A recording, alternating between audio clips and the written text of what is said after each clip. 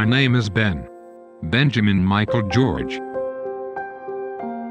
This isn't my real voice. I don't talk the way you do, or walk on my own. But when it comes to the things that really matter, I'm no different from anybody else. I'm Mike, Ben's dad. In the early 90s, I thought I was doing all the right things. I had married Jan, my high school soulmate. Life was good. We were surprised and blessed to find out that we were pregnant a third time. And along came Ben in June of '92. Everything was just as it was with the other two. A very joyous moment. An hour after Ben was born, that joy was swept away. A doctor said, "We have a problem. You have a very sick baby. He has an enlarged liver and spleen. His head is too small and his blood platelets are dangerously low." Those words felt like ice. Ben's first few years often beat us to exhaustion, with one crisis blending into the next.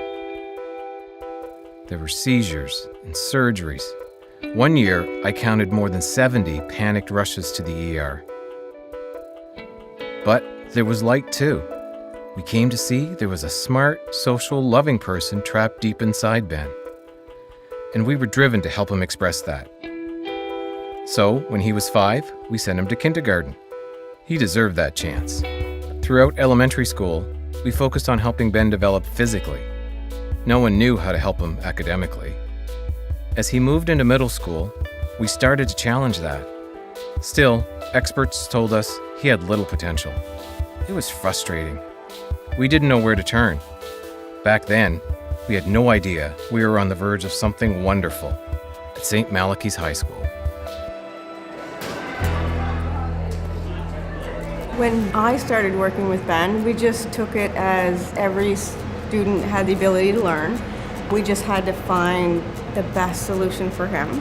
He was just included in everything that everybody else did. Ben was succeeding in school. He could even walk a couple of hundred feet with a walker. As for talking, speech experts continued to give us little hope. But they didn't tell us about this. We call it his talker. He controls it with his eyes, and it was a game changer. Dr. Mira Banerjee, a speech disorder specialist from Louisiana State University, believed in Ben so much that she designed his first communication system. After 19 years without a voice, he suddenly had the gift of words. And then came one of the most surreal experiences of our lives: graduation. Against all odds, our son had made it.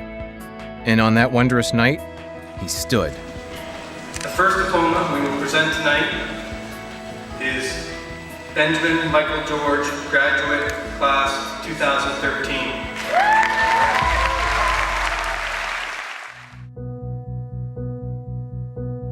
The very sick boy who was never going to walk, talk, or go to school has become a young man with an education and a voice.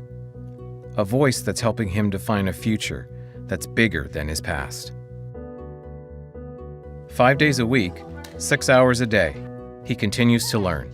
Ben George, high school graduate, is a university student. It's true, Ben is no different from other people his age. He wants to love and be loved, to learn, to spend time with his friends, to feel safe, and to contribute. His achievements have shown us the power of an inclusive community, a community that supports his hopes and dreams. Life isn't perfect. I still meet people who don't believe in me. My parents still get overwhelmed and discouraged, and there are barriers to overcome every day. But special people seem to show up at the right time. And that's what helps most. How I approach life is more dramatic because of my disabilities, but so what? My dad says, if you can dream something up, there is always a path to get there. Step by step, we are finding our way.